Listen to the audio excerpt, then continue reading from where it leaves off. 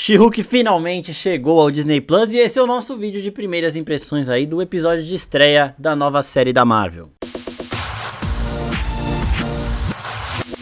E aí, seus geeks, tudo certo? Eu sou o Marcos Veloso e o vídeo de hoje é uma tradição aqui no canal, já como sempre, né, com todas as séries da Marvel aí no Disney Plus, nós temos os vídeos logo no dia do lançamento do episódio e aqui a gente vai falar do primeiro episódio de She-Hulk, que já adianto, é bem legal, é bem divertido e vocês vão gostar. Antes disso eu quero avisar que tem spoilers, é claro, então se você ainda não viu o episódio 1 de She-Hulk, vai lá, assiste e depois volta pra cá.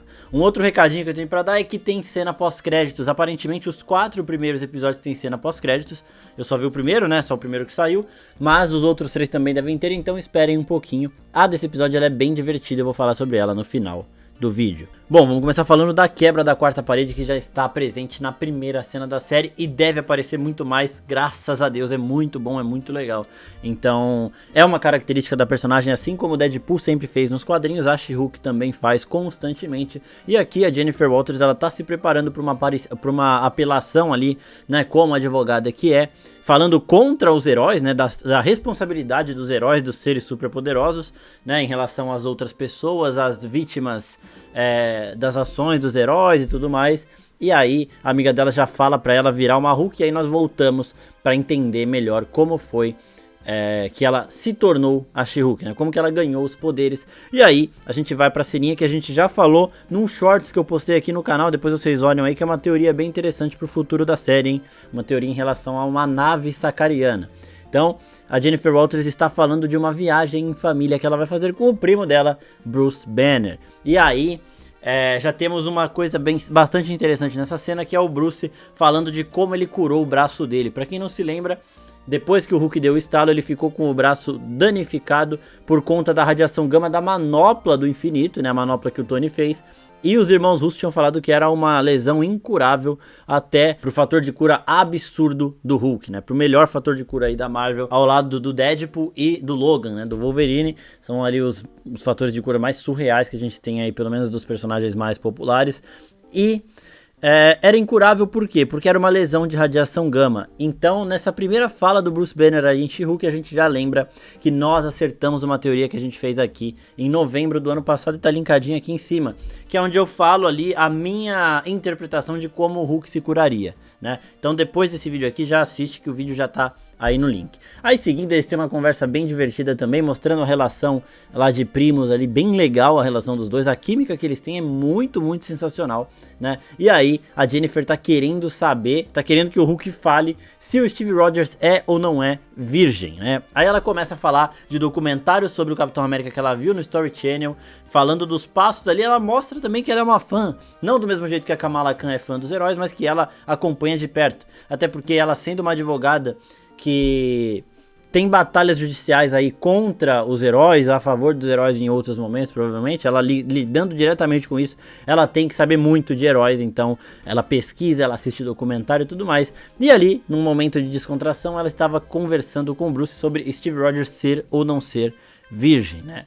E ela tem a teoria dela, o Bruce não fala nada, enquanto eles estão nessa conversa, ela se distrai e chega essa nave sacariana, aí uma nave de Sakaar interrompe a viagem deles e ela no susto vai desviar e acaba capotando. A teoria que eu fiz no short é sobre essa nave, sobre quem pode estar nessa nave, então assista ela também, que também está linkadinha aqui em cima, mas é claro, depois desse vídeo.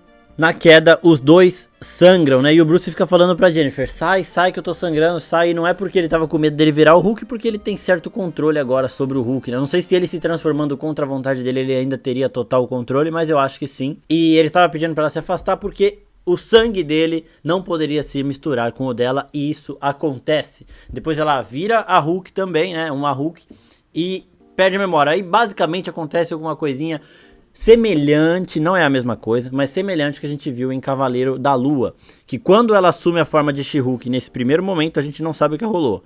Aí depois ela acorda, ela tá num bar, aí entra as mulheres lá pra arrumar ela, mas ela não lembra como ela chegou ali, a gente não vê como ela chegou ali, então tem essa pegada aí do comecinho de Cavaleiro da Lua, que quando mudava do Steven Grant pro Mark Spector, a gente não via o que o Mark estava fazendo, a gente só via quando o Steve voltava e ficava meio aquela confusão.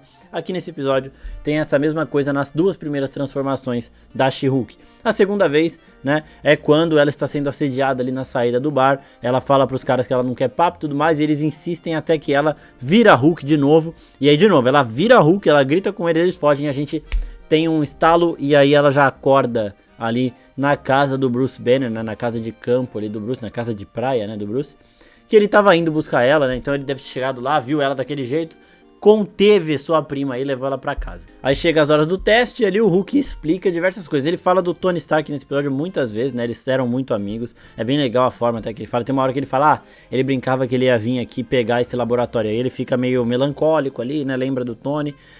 E aí ele explica pra ela que ela virou o Hulk porque o sangue dele se misturou com o sangue dela. Nas HQs, a Jennifer Walters, ela precisa de uma transfusão de sangue pra sobreviver. Quem faz a transfusão é o primo dela, né? Porque o sangue deles bate ali. E aí ela acaba virando o Hulk. Aqui é uma coisa muito mais acidental, né? E com muito menos quantidade de sangue, né? Uma quantidade pequena de sangue ali que misturou entre os dois já fez com que ela virasse Hulk de forma quase instantânea. E aí eles vão desenvolvendo essa relação dos dois que eu achei maravilhosa. Todas as interações aí de primos, a gente vê essa pegada familiar deles, um pouquinho de briga, de como se fossem irmãos, né? Porque os dois são filhos únicos ali. Então, quando o primo, você tem primos aí, não tem irmãos, essa relação de irmão, de se provocar, de brigar, de se amar e tudo mais, acaba sendo mais próxima com seus primos, né? Primo principalmente de idades semelhantes. E a relação do Bruce com a Jennifer é muito foda. Os dois são gênios nas áreas que eles trabalham, então o Bruce leva vantagem em algumas conversas, ela em outras, né? Então quando tem que argumentar um com o outro, ela arrebenta com ele, ele fala, não vem advogar pra cima de mim não, e eles ficam nessa, então eu gostei demais. E o muito bom também, outra coisa muito boa, é que a Jennifer, ela é basicamente um Hulk melhor que o Hulk em todos os sentidos. Então ele demorou 15 anos pra controlar a fera dentro dele, enquanto ela demorou algumas horas, né? Nem isso. Ela entra lá pra fazer os testes, ela já controla. E aí, tipo, é muito bom, né? Que quando ele fica falando com ela como se ela fosse um cachorro. Tipo, calma, calma, fica. Ela, mano, por que você tá falando assim comigo? Aí ele já se surpreende na primeira vez. Que ela conseguiu controlar a forma Hulk, né? Não é que ela não tem um alter ego, não é o Bruce Banner e o Hulk. É só a Jennifer Walters todo o tempo. Ela só fica mais forte. Então ela tem pleno controle dessa forma mais forte dela aí. Isso já é um ponto muito positivo, porque ela ganhou 15 anos em relação ao Hulk. Ele demorou 15 anos para controlar o Hulk, ela controlou em algumas horas. Depois eles vão fazer diversos outros testes e ela vai arrebentando em todos, né? Então ela joga a pedra mais longe que ele, aí ele fica bravo e joga mais longe ainda. Aí ele mostra, né? Eu tô com um pouco de inveja, ele até fala. Então é muito legal essa relação dos dois. Quando ele fala do equilíbrio, a gente tem que ficar em equilíbrio. E ela consegue se equilibrar muito melhor do que ele. Ela quer ir embora, eles têm briguinha de primo ali. E uma coisa bem legal que a Jennifer fala, né? Que ela aprendeu a controlar a raiva durante a vida toda dela em diversas situações. Ela coloca essas situações que mulheres passam, aí infelizmente passam, né? Que tem que aprender a controlar a raiva para não piorar a situação.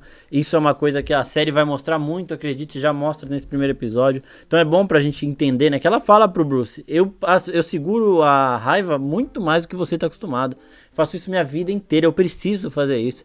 Então a série vai mostrar esse lado também. E isso também tem um pouquinho do motivo dela conseguir controlar aí a versão Hulk dela, porque ela já tá mais acostumada com essa situação, não em virar Hulk, mas nessa situação de controle de raiva e tudo mais. Outra coisa legal é que o Hulk, né, ele fala um pouquinho do sangue dos dois. Eles falam que eles têm uma genética raríssima que contém a radiação gama, né, de uma forma em que eles não morrem com essa radiação, eles se tornam uma criatura extremamente forte. E aí, a Jennifer querendo voltar pro trabalho dela logo, ela ama advogar, ela não quer ser uma heroína, né? Ela consegue sair de lá, do lugar onde o Hulk tá. É muito fofo o abraço dos dois, né? Porque ela toda pequenininha lá, e ele vai abraçar com o maior cuidado. E aí, essa relação, e eu acho que o Hulk já não aparece mais, tá? Que foi isso, acabou, o Hulk não vai aparecer, até porque a série é da She-Hulk, a série é da Jennifer Walters, a série não é do Hulk, a série não é do Demolidor, então eles vão fazer participações pequenas, nada mais do que isso. Outra coisa legal do Hulk que a gente tem que citar antes de passar para a parte final do episódio, que foi bem curtinho inclusive, é dele falando da Natasha, né? Ela falava, como que você voltava à sua forma humana quando você não controlava o Hulk? Ele, às vezes a Natasha cantava uma música de Ninar pra mim, e era aquela parada que a gente viu na Era de Ultron, né? Só a Natasha conseguia acalmar o Hulk porque ele amava ela. E é legal lembrar também, porque esse episódio lembra tanto da Natasha quanto do Tony, de forma bem melancólica, e do Capitão América, do Steve Rogers, de uma forma mais engraçada. Já chegamos nisso. Obviously, Captain America was a virgin. Aí, né, ela tá lá se preparando pro caso dela contra os heróis, né, porque eles querem, basicamente, essa série vai explicar o Tratado de Sokovia, o que aconteceu depois de Guerra Civil, porque o Tratado de Sokovia queria que os heróis respondessem judicialmente pelos seus atos, e aqui eles estão respondendo judicialmente pelos seus atos. Ela é uma advogada que está tentando condenar os heróis, não botar eles na cadeia, mas tipo, criar algum precedente de que eles tenham que responder pelos danos que eles causam, né? Então, isso vai ser mais explorado, até porque em um dos momentos que ela quebra a quarta parede, ela fala, isso é uma série de advogado, né? Isso não é uma série de heróis, isso é uma série de advogado. Isso é bom também pro pessoal que acha que todas as séries da Marvel tem que ter porrada e tudo mais. Miss Marvel era uma série familiar, né? Uma série ali mais de adolescente, na escola, família e tudo mais. E agora She-Hulk vai ser uma série de advogado, e a Jennifer já fala isso pra gente, direto pra gente, assim. Então eu gostei muito. E uma outra coisa também legal da quebra da quarta parede é que a primeira vez que ela quebra essa quarta parede, cronologicamente falando, não na série é na primeira cena, que se passa um pouquinho no futuro, mas cronologicamente falando, é na primeira vez que ela tem o controle da She-Hulk. I respect that. He doesn't mean that. Ele fala pra ela lá que ele tá feliz dela seguir a própria vontade dela, né? Aí ela vira pra câmera e fala pra gente, ele não quis dizer isso. E ela estranha. Então, quando ela vira She-Hulk, que ela pega essa habilidade, porque isso é uma habilidade raríssima, né? A gente já fez um vídeo aqui falando da Toon Force, que é uma força absurda que existe no mundo da ficção, né? E quebrar a quarta parede é uma dessas habilidades, e ela tem isso junto com o Deadpool. Ela olha pra câmera e fala diretamente com a gente. Isso é uma parada The Office, aí tudo que pessoas que já têm outras referências vão gostar muito, e é muito legal narrativamente falando, porque ela conversa diretamente com a gente, né? A gente sente ainda mais incluído na história. Aí ela fala que é a série de advogado, a gente vê ela pronta pra se tornar advogada, e aí aparece a Titânia já mostrando também a sua super força, arrebentando a porta ali de onde tá rolando aquele julgamento, né? E aí a She-Hulk se transforma, né? Ela e a amiga dela, elas ficam, mano, se transforma. A amiga dela é fã da She-Hulk, né? Então ela fica pra Jennifer, se transforma a Jennifer. Mas eu gosto dessa roupa, tira o sapato, tudo isso aí, né? O Hulk tinha falado antes que o melhor amigo dela era o Spandex, então ela deve aderir ao Spandex também depois de perder um dos ternos favoritos dela. E ela lida com a Titânia ali já de cara. E a Titânia fala, mano, quem é você, velho? E ela fala, eu sou Jennifer Walters, a advogada, né? Então é muito legal também a forma que essa série lida. É uma série de comédia, sim. Pro pessoal que tá reclamando que o Demolidor vai ser mais leve aqui, entendam, gente, isso é uma série da She-Hulk. O tom é da She-Hulk. O Demolidor dos quadrinhos, ele não é sempre sério. Quando ele aparece em HQs do Homem-Aranha, em HQs da She-Hulk, ele tá mais de boa. Quando os HQs do Demolidor não são ali do Frank Miller, basicamente, ele também não é tão sombrio quanto a gente viu na série da Netflix, né? Então, ele tem todos esses tons aí, sim. Ele pode ser um pouquinho diferente. E assim, pra quem realmente... A pessoa fala, não é assim nos quadrinhos. Gente, os quadrinhos também tem tudo. Do jeito que a Marvel tá fazendo agora na TV, no cinema, os quadrinhos também tem Demolidor em momentos mais descontraídos e tem Demolidor em momentos mais sombrios. Se você realmente leu quadrinhos do Demolidor, não só os principais, não só os que estão na cartilha, mas os quadrinhos do Demolidor mesmo, todos assim, ou participações dele em She-Hulk, em outras HQs, você sabe que ele tem um lado descontraído. Então isso a gente vai ver agora e vai conhecer, e não é uma forçação de barra, não é a Marvel sendo Disney, não é. O Demolidor, ele está desse jeito em séries e quando ele interage com personagens que tem esse clima, porque ele não é sempre carrancudão, sempre melancólico e tudo mais. Tá bom? Então o Demolidor vai aparecer aqui, mas é participação pequena. O Hulk apareceu, eu acho que não aparece mais, participação pequena. Ainda veremos, né, o Abominável e tudo mais.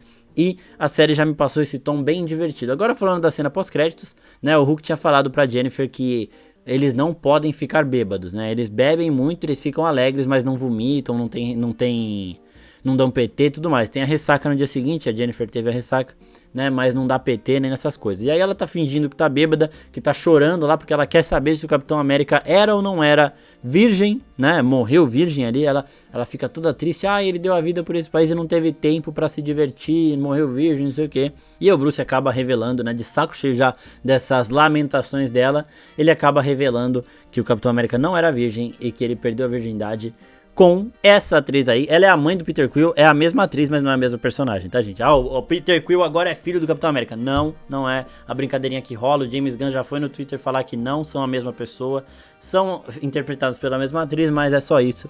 Foi com ela que o Steve Rogers perdeu a sua virgindade enquanto ele estava nesses momentos de exibição, logo depois de ter tomado o soro. Ele já conhecia a Peggy Carter, mas eles ainda não tinham criado essa relação.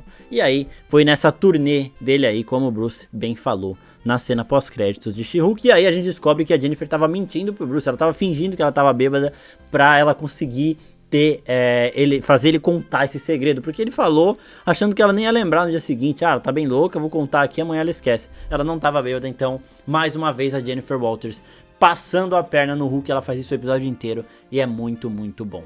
Então é isso, pessoal, queria agradecer a todo mundo que assistiu até aqui. Vejam os vídeos que estão no card também, que são bem legais. Teoria acertada, teoria pro final da série, que é a teoria do shortzinho que a gente falou em relação à nave de Sakaar. Se inscrevam no nosso canal, curtam esse vídeo e até a próxima. Tchau, tchau.